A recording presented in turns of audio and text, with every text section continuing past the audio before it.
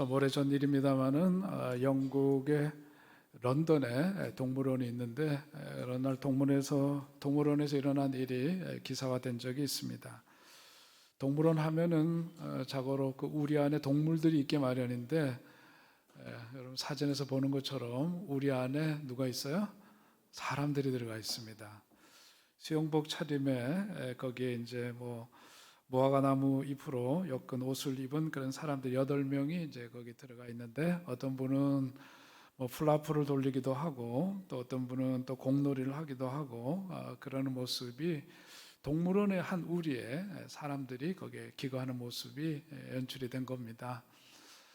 저 모습을 보면서 아이들은 혼란스럽죠. 동물원에 왔는데 동물도 있지만 사람이 우리 안에 있으니까 좀 혼란스러워하고, 또 한편으로는 아이들은 그걸 유심히 보다가 별로 재미없어 했답니다. 그런데 이제 어른들은 그걸 보면서 어떤 분들은 깊은 사색에 잠기기도 하고, 또 어떤 분들은 그걸 보면서 깔깔 박장대소를 하는 그런 사람들도 있었다고 하는데, 당국에서 이런 이제 일종의 퍼포먼스를 한 이유는 뭐냐 하면은, 여러분이 짐작하다시피 우리 인간이라는 존재도 자연 세계 한 부분이다 하는 것을 보여주고, 또 우리 인간의 삶이라고 하는 것이 이렇게 자연 친화적인 그런 삶을 살아가기를 그렇게 그 퍼포먼스를 통해서 좀 보여주고자 하는 뜻도 있었지만은, 그러나 한편으로는 그 동물원 당국에서 원했던 것은 이것을 통해서 사람은 과연 어떤 존재인가 하는 것을 사람들로 하여금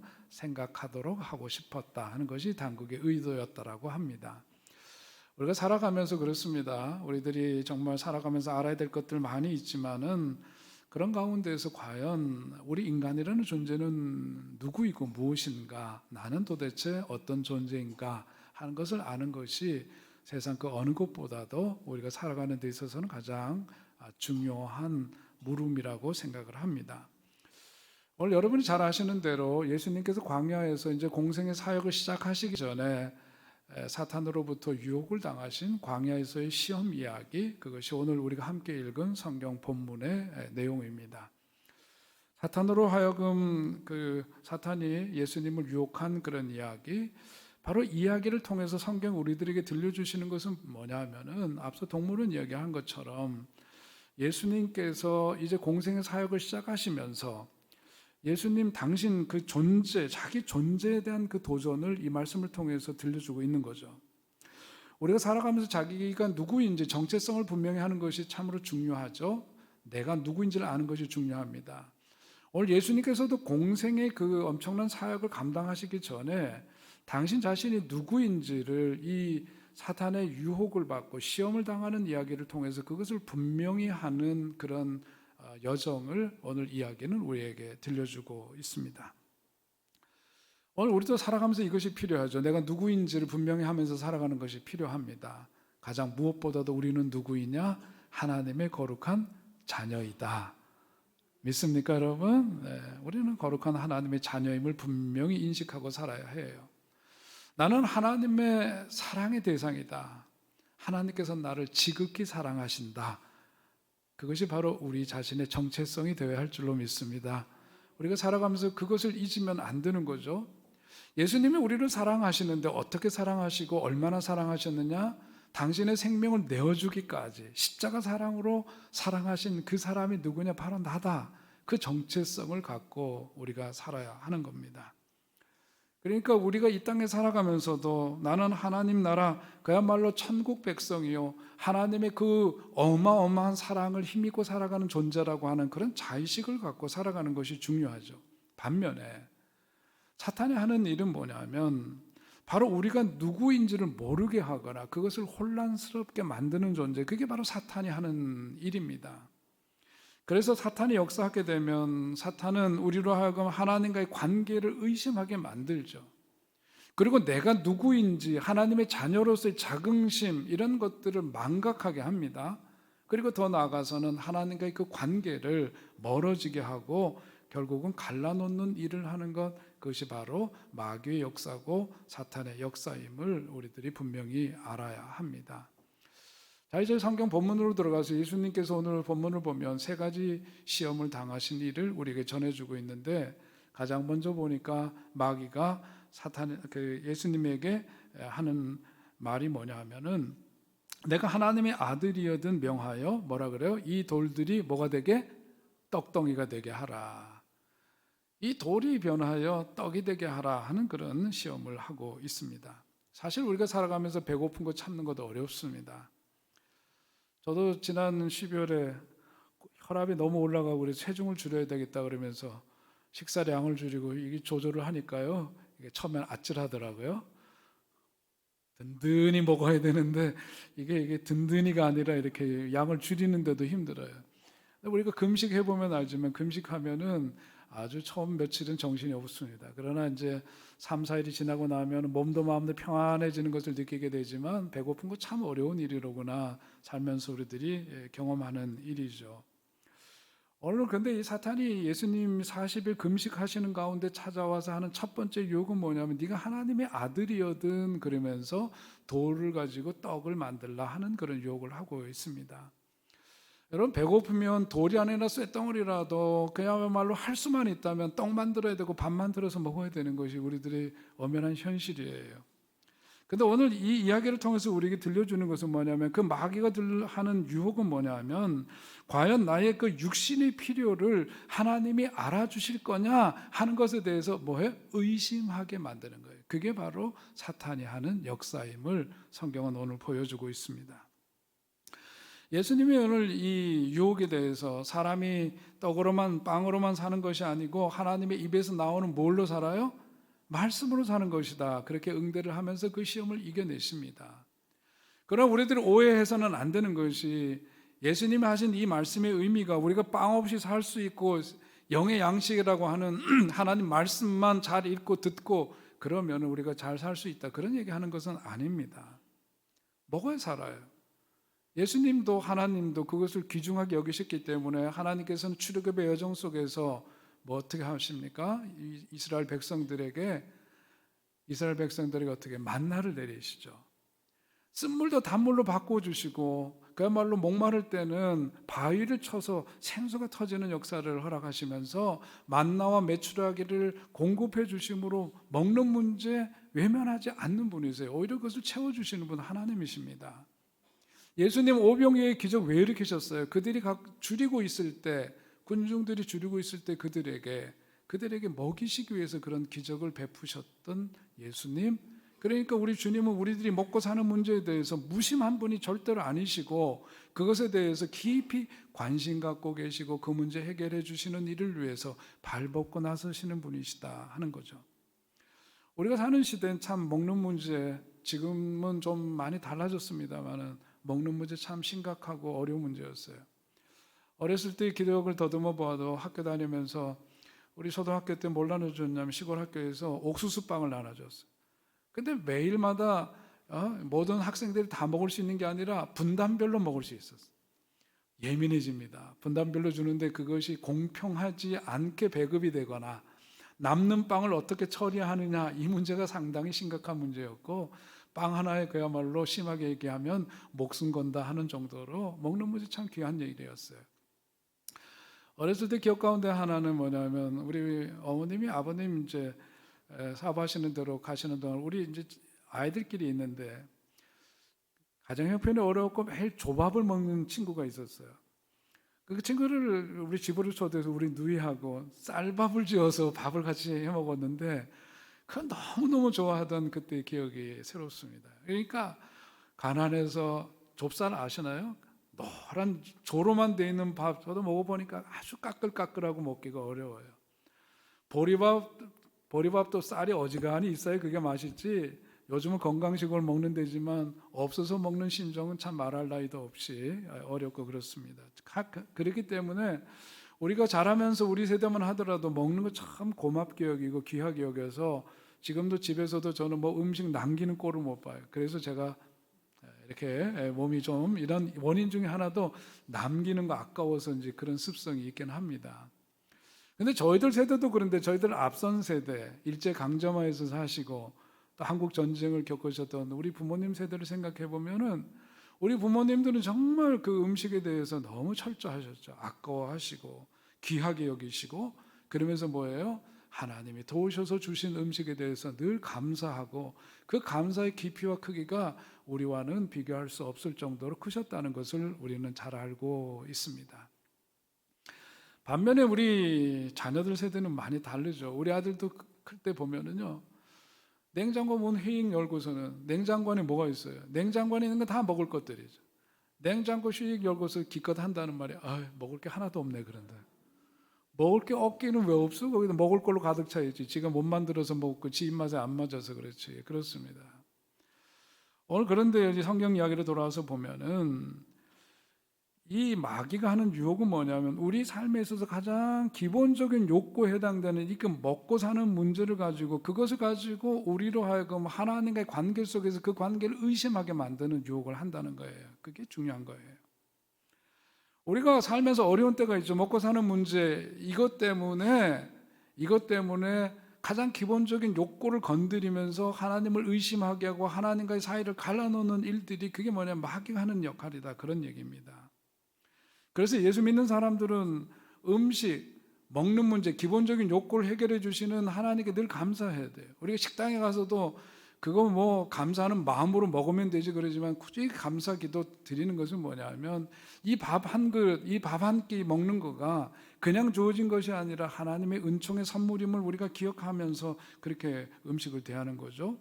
그리고 또 한편으로 뭐냐면, 그런 음식을 대하기 어려운 사람들, 그래서 그 먹고 사는 문제 때문에 사탄의 유혹에 빠지기 쉬운 사람들을 위해서 가장 먼저 하는 일이 뭐냐면 뭐예요? 먹는 거 더해주는 거죠. 우리가 한국 전쟁 끝나고 나서 그야말로 궁핍하던 시절에 가장 먼저 예수의 이름으로 온 게 뭐예요? 밀가루 온 거예요. 그죠? 먹는 거 왔습니다. 이유는 뭐냐면, 먹고 사는 문제 때문에 사탄의 시험에 들 수가 있기 때문에 그것을 방지하기 위해서 가장 먼저 하는 일이 뭐냐면 구호하는 일이고, 먹는 문제 해결하는 일이고, 그걸 위해서 힘썼던 거예요. 그걸 이름하여 우리는 선교라고도 이야기를 합니다. 사람들이 살면서 먹는 것 때문에 사탄에 넘어가야 한다는 것은 그야말로 하나님의 마음을 아프게 하는 일이거든요.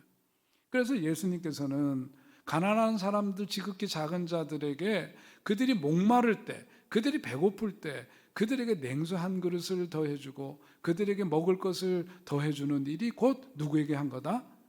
나 예수에게 한 거다 하는 말씀으로 격려를 하시면서 그런 사랑으로 살아가라 말씀을 하십니다.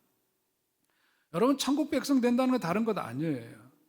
우리가 예수님께서 하신 그 사랑, 보여준 사랑과 그 말씀을 가지고 예수 사랑 나눔을 살아왔던 사람들, 그런 사람들을 일컬어서 이 땅에 살고 있는 우리들이 천국 백성이라고 부르는 거고, 그런 삶을 이 땅에서 가능하도록 하는 것이 뭐냐면 하나님의 나라가 이 땅에 이루어지는 일을 하는 거고, 그 일에 우리가 참여하게 되는 겁니다. 우리가 살아가면서 먹고 사는 문제, 여러분 사실 기도 제목 들어보면 대부분 가장 많은 기도 제목이 뭐예요? 건강의 문제죠. 그죠? 자녀들 문제, 먹고 사는 문제, 이게 주를 이루는 것이 기도 제목이지만, 이것 외에도 사실은 크고 작은 일들이 우리들 속에 끊임없이 있기 마련인데, 사단이 우리들에게 유혹하는 것은 뭐냐면, 이런 먹고 사는 문제와 직면했을 때, 이런 문제가 있을 때 우리들에게 살살 와서 우리를 넘어지게 하는 거죠. 예컨대 이런 겁니다. 너 건강을 잃어서 지금 건강 문제 때문에 염려하고 그러는데, 예수 잘 믿고 11조 생활 잘하고 교회에서 봉사 잘하고 기도 생활 잘하고 모범적으로 신앙생활 잘하는데, 그런데 너 왜 건강 잃었냐? 너 하나님이 사랑하시지 않는 거 아니야? 이렇게 얘기해요. 마귀는 우리들에게 그런 속삭임으로 우리의 신앙을 흔들어 놓고 하나님과의 관계를 멀리 한다는 거예요. 야, 너 그렇게 예수 믿는 거 열심히 했는데 네 자녀들은 왜 이렇게 하는 일이 잘 안 되냐? 네 사업은 왜 이렇게 잘 안 되냐?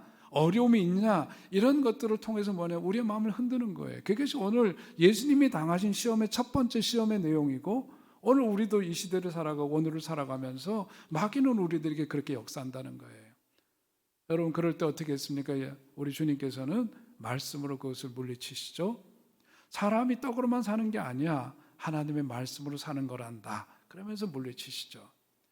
여러분들 인생의 가장 기본적인 문제에 직면했을 때 마귀가 우리들에게 그런 속삭임으로 다가와서 우리의 신앙을 흔들고 하나님께 관계를 갈라놓으려고 할 때 말씀으로 이기고 승리한 여러분 되시기를 주의 이름으로 축원드립니다. 오늘 두 번째 예수님이 당하신 시험은 5절 6절에 있는 말씀이에요.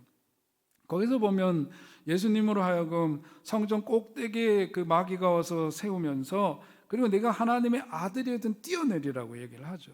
그리고 그 뒤에 6절에 나오는 그 말씀 속에서 우리가 보는 것처럼 그렇게 하면 하나님이 그거 다 알아서 해주시지 않겠느냐, 그러면서 하나님의 아들이거든 그렇게 하면서 유혹을 합니다. 그 유혹의 핵심은 한마디로 얘기하면 이거죠.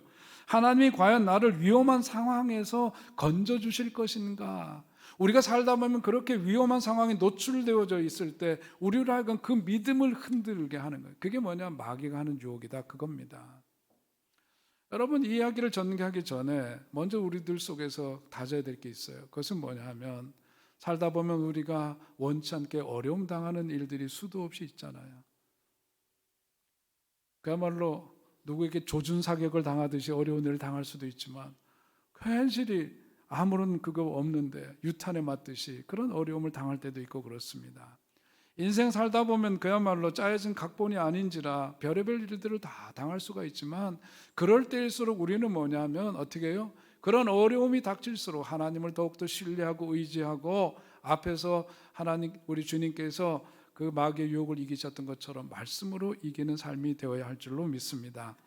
그래서 제가 시편을 보면 항상 은혜가 되는 것은, 시편은 뭐냐면 천편일률적인 얘기가 아니에요. 다양한 상황 속에 놓여 있던 이들이 그 속에서 솔직하고 진솔한 자신의 그 내면 속에 있는 마음을 하나님 앞에 토해내고, 그러면서 결국은 하나님께서 더해 주시는 은혜를 힘입고 하나님께서 주신 말씀을 붙들고 일어서는 역사, 하나님을 찬미하는 역사, 그것을 보여주고 있기 때문에 시편은 너무나 우리들에게 은혜롭죠. 몇 개의 구절을 함께 여러분하고 읽고 싶어요. 믿음으로 어떤 위험 상황 속에 있었던 이들이 믿음으로 이겨내면서 하나님 앞에 드렸던 그런 찬송과 그런 찬미의 고백입니다. 가장 먼저 함께 읽을까요? 나의 힘이 되신 여호와여, 내가 주를 사랑하나이다. 하나님은 우리의 피난처시요 힘이시니 환난 중에 만날 큰 도움이시라. 하나님이 그 성중에 거하심에 성이 요동치 아니할 것이라. 새벽에 하나님이 도우시리로다.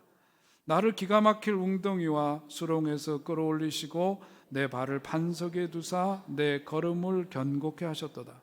여호와는 나의 목자시니 내가 부족함이 없으리로다. 내가 사망의 음침한 골짜기로 다닐지라도 해를 두려워하지 않을 것은 주께서 나와 함께 하심이라. 아멘. 어려운 일이 있을 때마다 여러분, 오히려 이 말씀이 나의 진정한 고백이 될 수 있기를 주의 이름으로 축원드립니다. 이 말씀의 이 고백은 역설적인 그 상황이 있었기 때문이죠.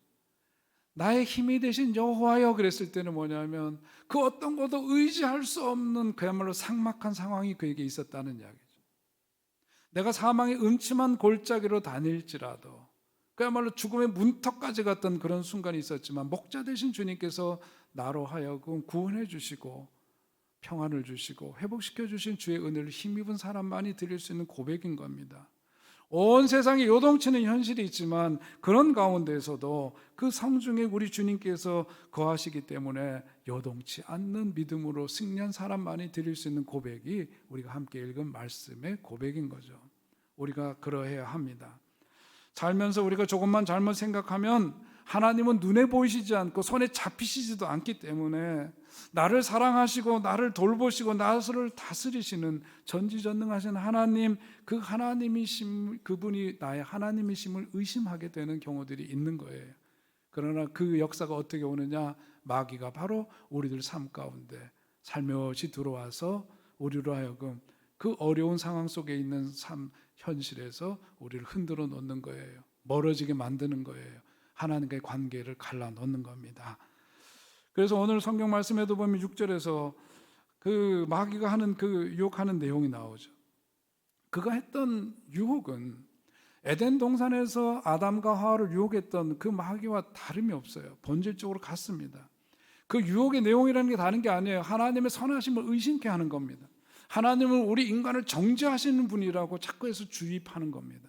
그러면서 하나님을 무서운 분, 정죄하시는 분, 우리들에게 선을 베푸시고 우리들을 사랑으로 감싸시는 하나님이 보다 무섭고 멀리 할 수밖에 없는 존재로 우리와 하나님과의 관계를 만들도록 역사하는 존재, 그게 마귀의 역사인 거예요.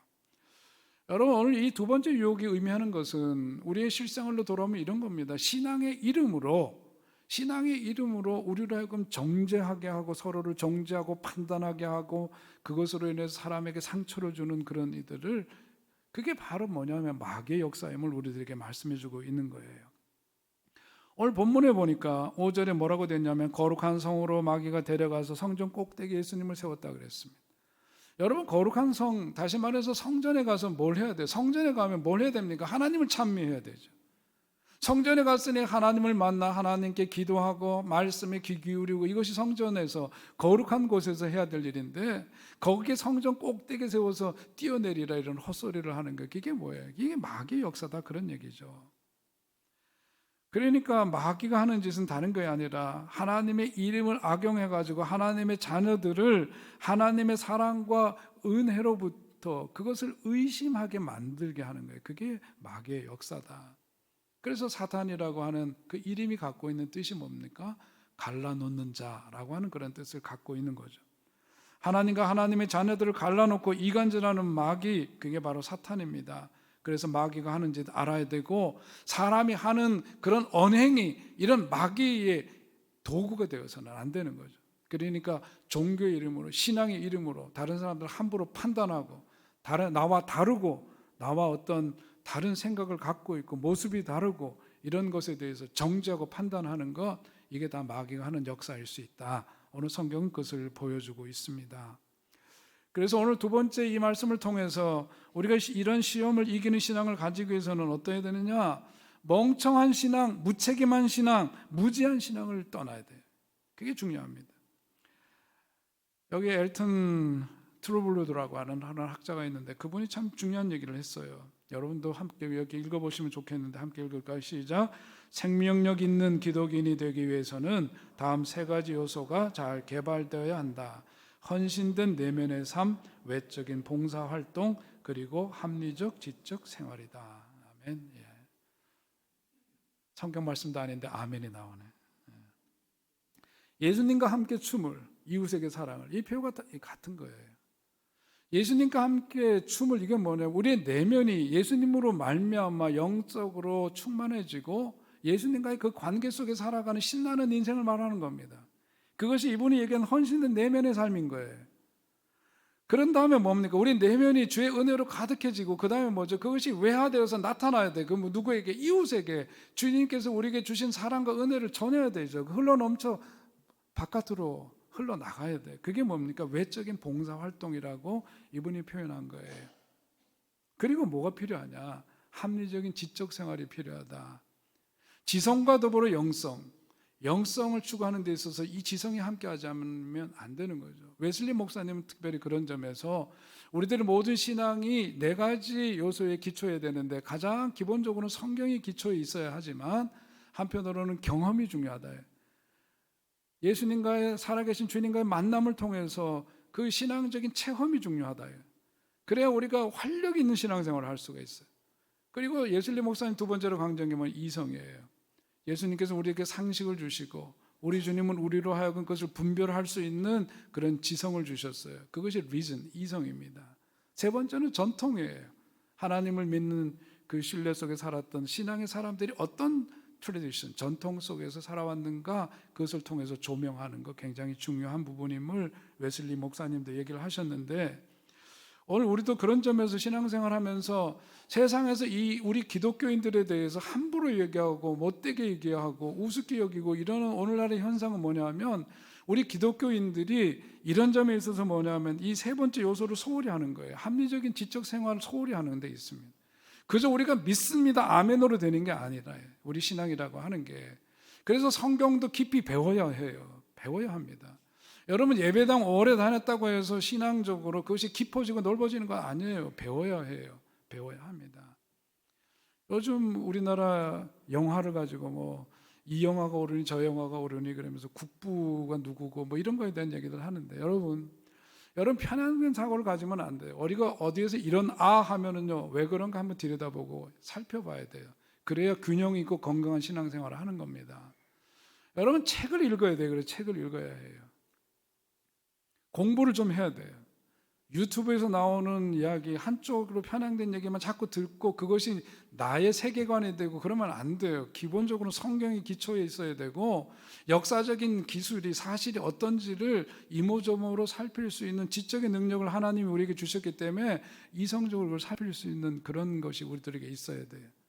그렇지 않으면 우리가 왜곡된 신앙생활을 하게 되고 그렇게 되면은 세상 사람들이 예수 믿는 사람들에 대해서 잘못 오해를 해요. 우습게 여겨요. 그게 뭡니까? 복음의 통로를 막는 거예요. 전도 안 되는 거예요. 그렇기 때문에 오늘 이 두 번째 유혹을 통해서 우리가 정말 신앙적으로 바로 서야 되겠구나. 이 사탄이 이런 유혹을 하고 그럴 때 높은 곳에 떨어져 봐라. 성전 꼭대기에서 왜 떨어져? 거기서 왜 떨어져?